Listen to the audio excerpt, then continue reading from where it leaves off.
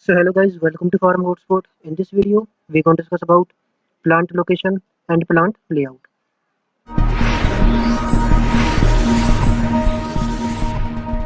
So guys, ये topic है quality assurance का, जो बी फार्मा 6th सेम में एक सब्जेक्ट है. सो फर्स्ट ऑफ ऑल हम इसमें जो पढ़ेंगे वो पढ़ेंगे प्लांट लोकेशन की क्या उसकी लोकेशन है, प्लांट लेआउट की डेफिनेशन और उसके types. So let's begin the video.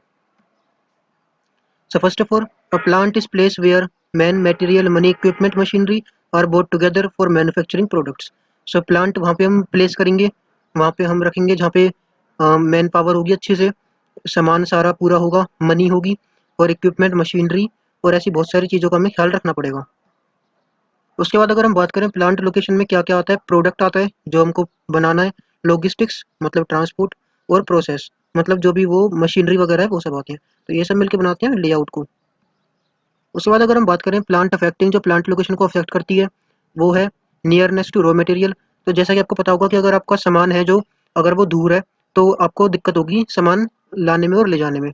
सो ये एक बहुत बड़ा फैक्टर है. Transport facilities, nearness to markets, availability of labour, availability of fuel and power. So labour, fuel, power ये सब भी हमारे लिए बहुत जरूरी है. वाटर भी जरूरी है. क्लाइमेटिक कंडीशन का हमको मेन ध्यान रखना है. ये ना हो जो हमने प्रोडक्ट बनाया है वो सारा खराब हो जाए बारिश की वजह से या फिर किसी और कारण से. फाइनेंशियल एंड अदर एड्स, क्योंकि पैसे भी इंपॉर्टेंट है. लैंड हमको अच्छी चाहिए. कम्युनिटी एटीट्यूड, मतलब जो आपके वर्कर्स हैं उसमें लड़ाई वगैरह ना हो तो सब अच्छे से हो. Presence of related industries, existence of housing facilities, hospitals, schools, banquets, local bylaws, taxes, facilities for expansion और सिक्योरिटी भी एक बहुत बड़ा फैक्टर है. तो ये सारे हैं फैक्टर्स. उसके बाद अगर हम बात करें प्लांट लेआउट के types, so first of all हम देखते हैं कि प्लांट लेआउट होता क्या है. सो ये उसकी डेफिनेशन है guys. Tools and techniques for developing layout. So ऐसी टूल और टेक्निक्स जो लेआउट को डेवलप करे, जैसे कि process chart, flow diagram, string diagrams, template and scale models. So plant layout एक पूरी प्रोसेस है कि पूरे प्लांट को सेटअप करने की, एक पूरे लेआउट को डेवलप करने की टेक्निक है. उसके बाद हमने समझ तो लिया कि प्लांट लेआउट है क्या, तो कितने कितने टाइप्स और क्या क्या हमको फैसिलिटीज चाहिए प्लांट लेआउट की. तो हमें सेम जो हमने प्रीवियस डिस्कस किया था कि इक्विपमेंट्स चाहिए, मटेरियल चाहिए पूरा और मैन पावर चाहिए with in the area of site, मतलब उसी एरिया में जहाँ पे हमने प्लांट को सेटअप किया है. उसके बाद जो हमें सिद्धांत, जो प्रिंसिपल्स हमको फॉलो करना है वो इंटीग्रेशन, मिनिमम मूवमेंट ज़्यादा नहीं होनी चाहिए उन प्रोडक्ट की, minimum material handling, smooth and continuous flow होना चाहिए, cubic space utilisation, safe and improved environment और फ्लेक्सिबिलिटी.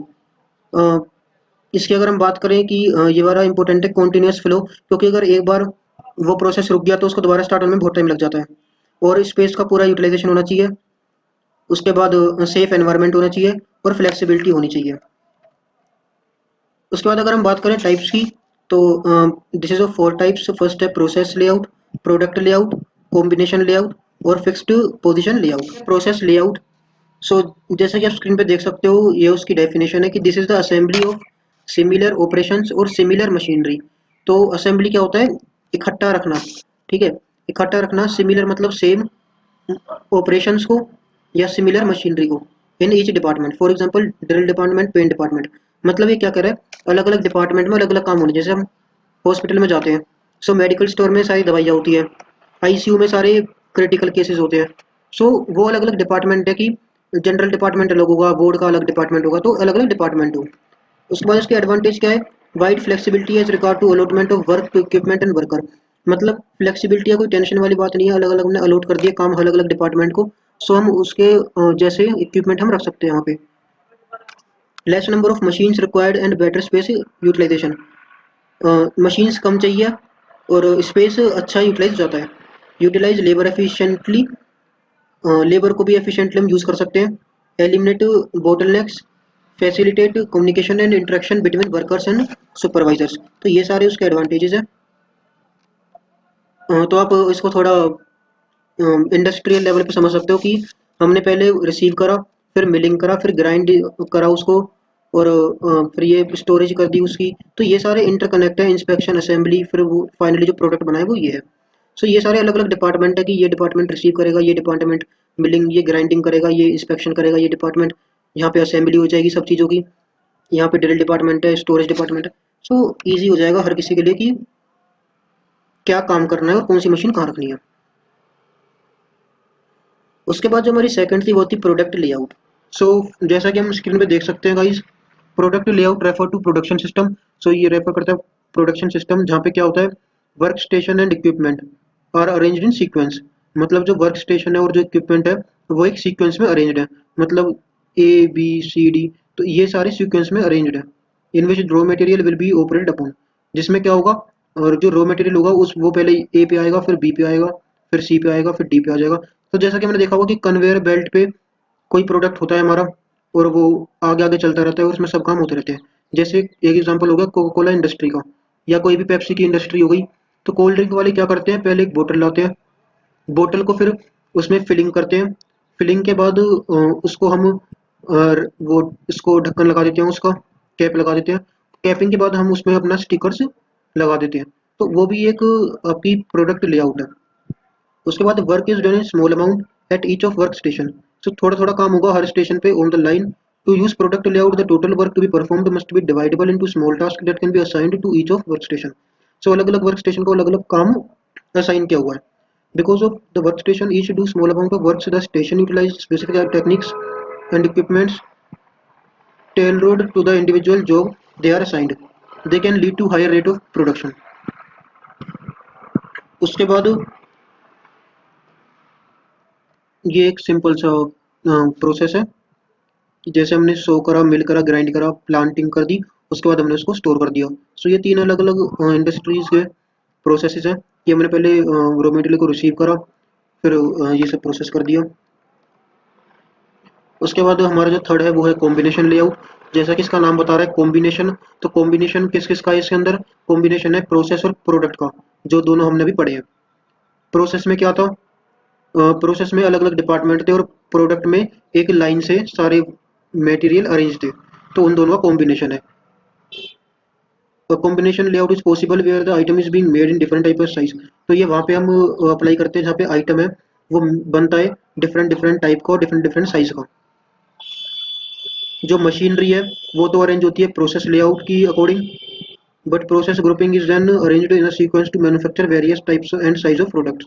मतलब ये कह रहा है कि ये मशीनरी तो अरेंज है, प्रोसेस मतलब अलग अलग डिपार्टमेंट में अलग अलग मशीन है, पर जो प्रोसेस हो रहा है वो ये वाला हो रहा है, प्रोडक्ट वाला, मतलब लाइन वाला, कि पहले वो एक डिपार्टमेंट में जाएगा, फिर दूसरे डिपार्टमेंट में जाएगा, फिर तीसरे डिपार्टमेंट में जाएगा।